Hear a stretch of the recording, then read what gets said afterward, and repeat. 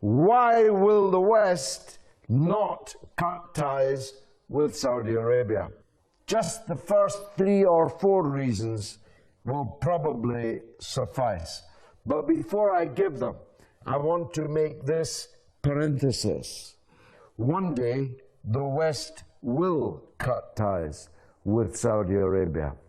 Saudi Arabia is making a very grave mistake if it confuses the interest of Western countries in them, and in particular in their money, with love, affection, or respect of any kind.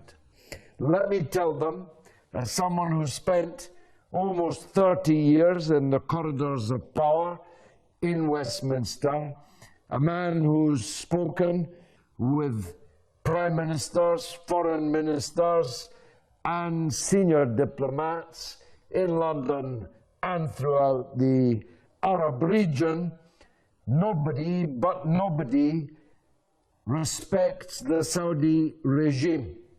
In fact, they laugh at them.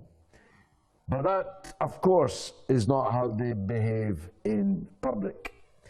The Saudi regime will always find members of the British royal family, members of the British government, ready to rush to their side, kiss their noses, at the very least their noses, in order to go on profiting from them. The West has no interest in the integrity of Saudi Arabia.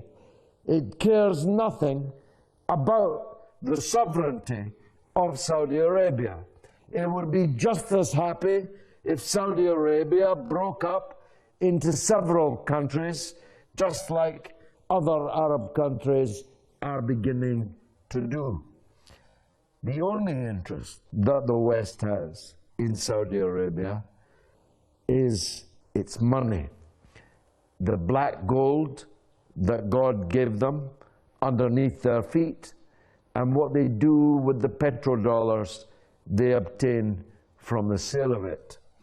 Now, I don't have to dwell on what it is that they do.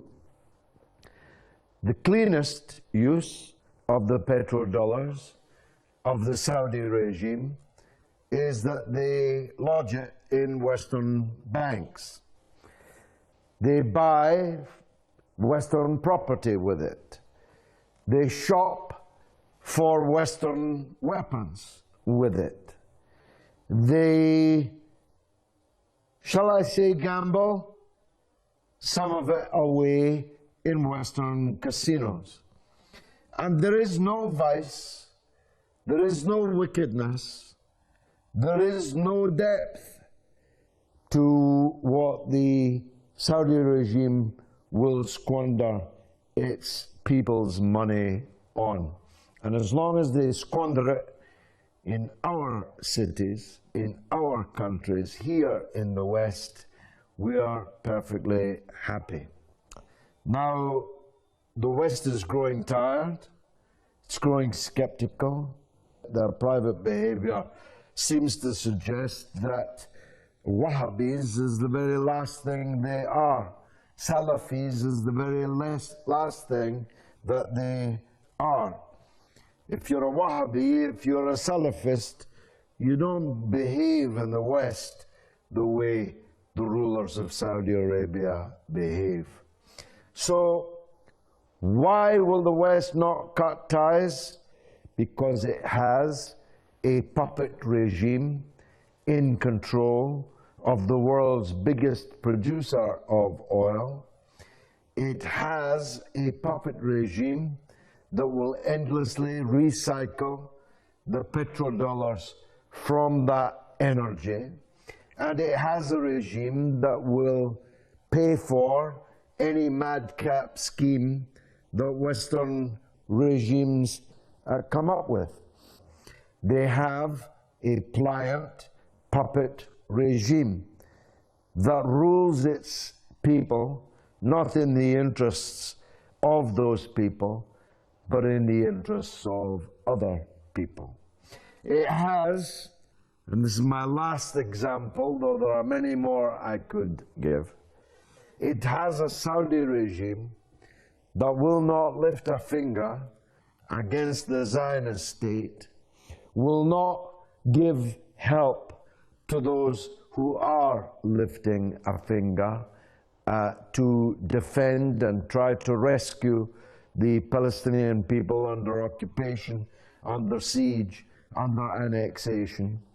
It will not pursue a policy which is in any way against the interests, against the wishes of Western powers. And I said lastly, here's lastly, it has a regime that can be used as a cat's paw against other governments, states in the area.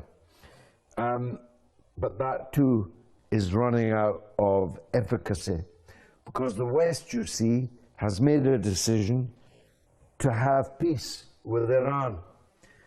And therefore, Saudi Arabia has become a kind of embarrassing elderly relative whose table manners and whose conduct are embarrassing you in front of your smart friends. So increasingly, you'll keep that embarrassing elderly relative on a rocking chair.